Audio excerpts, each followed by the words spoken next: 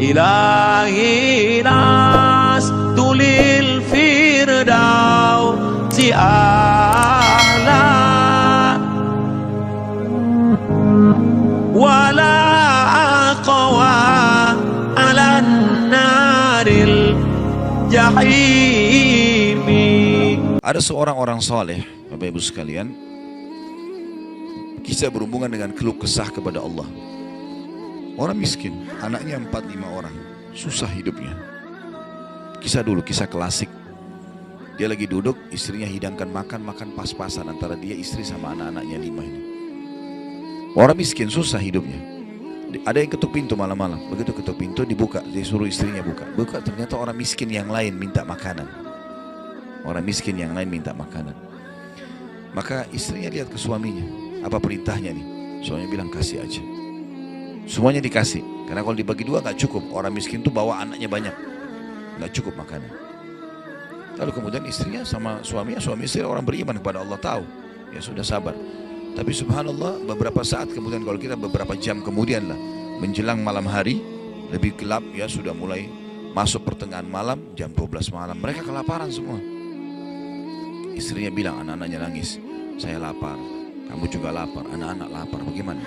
Kata suaminya, tenanglah, saya akan coba cari jalan keluar, minta kepada Allah. Istrinya nggak paham suaminya mau kemana. Dia pakai bajunya, baju keluar, kemudian dia keluar pergi ke masjid dekat rumahnya. Malam hari, jam 2 malam. Dia keluar, dia masuk di masjid, lalu dia sholat tahajud. Dan ini sifat orang beriman. Berkeluh kesah sama Allah itu jangan cuma hal yang besar, dari hal yang kecil. Manja sama Allah itu baik. Ngeluh terus, minta terus sama Allah. Allah suka hambanya yang tamak dengan rahmat Allah. Tamak dengan rahmat Allah. Sudah sehat minta ditambah kesehatan, sudah kaya minta ditambah kekayaan. Selalu minta tamak dengan rahmat Allah. Dan sudah pernah saya bilang, meminta sesuatu agar nikmat ditambah atau bertahan, itu adalah pahala lebih besar daripada kalau cobaan sudah datang baru kita minta diangkat cobaan tersebut. Kita sehat minta agar Allah pertahankan kesehatan, itu lebih besar pahalanya dibandingkan nanti sakit baru minta disembuhkan. Jadi tamak dengan rahmat Allah itu penting. Kalau bahasa saya sebenarnya bermanja-manja sama Allah. Selalu ya Allah bantu, ya Allah tolong, ya Allah mudahkan, ya Allah terus hidupnya. Kalimatnya selalu begitu. Orang ini masuk ke dalam masjid, dia sholat malam lalu dia minta sama Allah, doanya begitu, ya Allah engkau tahu aku kelaparan dengan istriku dan anakku malam ini, maka berilah kami makan. Minta makan sama Allah ya. Maka yang terjadi dalam kisah ini dikatakan ada seorang raja, pemimpin wilayah itu, sudah 1 minggu mau taubat. Sudah seminggu mau taubat. Dia tidak tahu harus kemana. Pada malam itu, di mana orang soleh yang miskin ini sedang ibadah minta tolong kepada Allah dikasih makan. Raja ini gelisah. Dia keluar lalu dia bawa 1 kantong uang emasnya. Dia bawa juga sekantong makanan yang terbaik yang dia punya di istananya. Kemudian dia bilang, ya Allah sebagai bentuk taubatku kepadamu, saya akan berikan ini kepada hambamu yang engkau tunjuk ya. Lalu kemudian sebagai bentuk juga, saya tidak memilih kecuali engkau yang memilih Allah, saya tidak akan pegang tali kekangan kuda ini, saya biarkan dia jalan kemana. Nah ya, orang raja ini naik di atas kudanya, dia bawa itu kemudian jalan kudanya mampir di masjid yang ada orang soleh itu. Dia bilang, saya tidak tahu kenapa kuda ini mampir di masjid. Lalu saya turun, saya temukan dalam masjid, waktu zaman dulu gak ada lampu, gak ada penerangan, cuma dia dengar suara, gelap di masjid. Dia masuk, temukan ada orang ini lagi berkeluh kesah sama Allah. Minta, ya Allah saya sama istri saya kelaparan sama anak-anak, berilah kami makan gitu. Maka dia bilang, raja ini pun setelah orang itu berdoa sholat lalu dipanggil, dia bilang, saya seorang raja di sini, saya raja di sini, saya sadar bertobat kepada Allah dan saya dengar doamu tadi kau minta makanan, maka ini saya kasih, ini harta saya yang saya niat sedekahkan dengan makanan, ambillah. Dan kalau kau punya masalah lagi, datang ke istana saya kapan saja. Kira-kira saya mau tanya Bapak Ibu sekalian, kita jujur menjawab. Kalau seandainya kita di posisi orang ini, kita sudah dapat solusi. Kalau kita sekarang mungkin ada orang kasih kartu nama, ini ya, butuh apa saja telepon saya. Misal presiden, tidak usah presiden terlalu tinggi lah. Misal seseorang kita temui orang kaya, ada masalah apa saya telepon ke saya akan bantu. Saya yakin umumnya orang meninggalkan Allah pada saat itu. Sudah selesai, dia pikir orang ini sudah bantu, sudah selesai. Tiap hari telepon orang itu, telepon dikasih bantuan. Perhatikan orang soleh ini apa yang dia bilang. Waktu raja itu bilang, kalau ada keperluan apapun datang ke istana saya. Dia bilang, saya demi Allah tidak akan datang kepada anda kalau saya punya masalah. Tapi saya akan datang kepada Allah, Tuhan saya dan Tuhan anda yang telah mengutus anda datang kepada saya malam ini membawa makanan. Justru kalau ada sudah solusi dari Allah, makin dekat sama Allah. Jangan sudah dikasih lupa ini. Ini poin penting bagaimana kita jaga berkeluh kesah kepada Allah. Jadi jangan berpikir Bapak Ibu sekalian, masa sih saya bisa sembuh hanya karena saya sujud? Masa sih saya bisa mendapatkan keturunan hanya karena saya sujud? Ini kesalahan ini. Justru harus kita fahami kalau itu bisa. Dan Allah punya cara. Setiap jawaban Allah kalau datang itu sesuai dengan sistem atau sunnatullah yang telah Allah ciptakan di alam kita ini. Misal saya berkeluh kesah, ya Allah sendal saya putus, gantikanlah. Sahabat begitu ya, para sahabat Nabi itu kalau sendalnya putus, ya Allah sendal saya putus, gantikanlah. Allah nggak lemparin sendal dari langit, nggak mungkin. Tapi apa yang terjadi? Allah gerakkan sesuai dengan sistem yang ada. Allah buat ada orang lain melihat kita kesian dikasih sendal, atau dia dapat duit dia bisa beli sendal. Jawabannya Allah begitu, dalam bentuk sinyal datangnya. Jadi harus peka menangkap itu.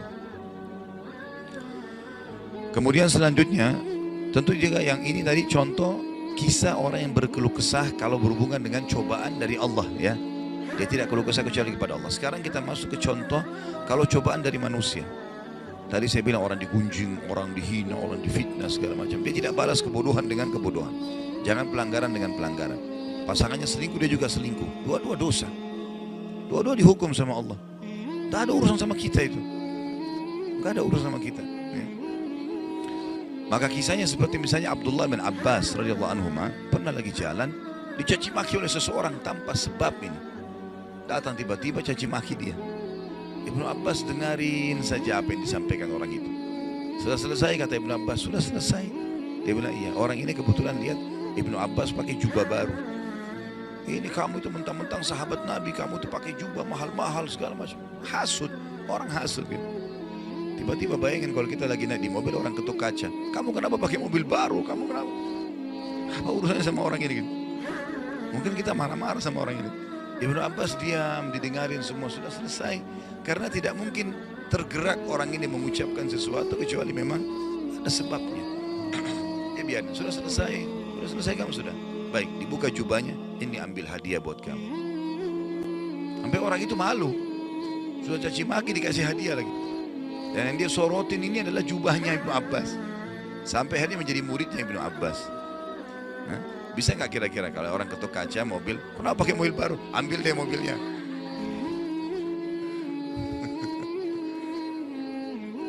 Baik, kisah yang lain, Ali bin Husain radhiyallahu anhu. Ini cucu Nabi SAW, anaknya Husain, ya, radhiyallahu anhu ajma'in. Terkenal dengan Zainal Abidin, masyhur dengan kesolehannya.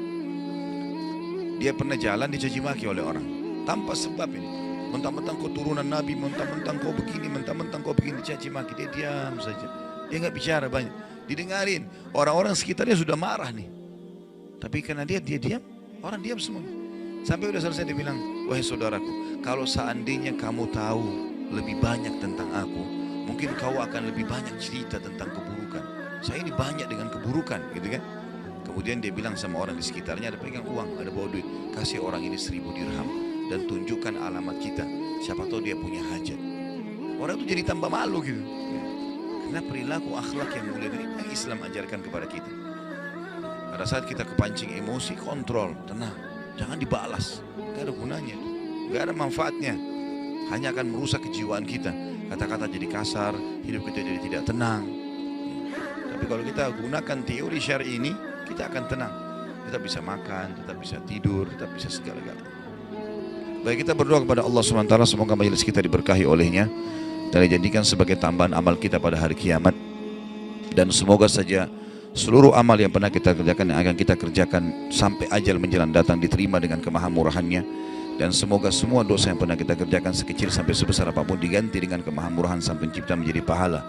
Dan kita mendoakan Indonesia untuk selalu makmur, damai, tentram, dan seluruh muslimin bersatu di bawah bendera tauhid, la ilaha illallah Muhammad Rasulullah. kembali dalam segala ibadah mereka kepada Al-Quran dan Sunnah, dan semoga Allah juga memberikan pemimpin-pemimpin yang muslim yang adil kembali kepada Al-Quran dan Sunnah, dan juga semoga Indonesia menjadi contoh bagi negara-negara yang lain. Dan kita selalu mendoakan saudara kita di Palestina, di Syria, di Yaman, di Irak, di Myanmar, di Ahsa, dimanapun mereka berada yang sudah tertindas. Semoga Allah ikhlaskan niat mereka, terima para syuhada mereka, mulakan Islam di tangan mereka dan tangan kita semua, dan semoga Allah partisipasikan kita bersama mereka di pahala, baik dengan doa, dengan harta, dan juga dengan jiwa kita. Dan semoga Allah dengan kemahamurahannya menyatukan kita semua di surga firdausnya tanpa hisab, sebagaimana yang satu kita di majelis ilmu yang mulia ini. Allahu alam, ini mungkin yang kita sampaikan, mudah-mudahan bermanfaat. Subhanakallahumma bihamdika asyhadu an la ilaha illa anta astaghfiruka wa atubu ilaik. Wassalamualaikum warahmatullahi wabarakatuh.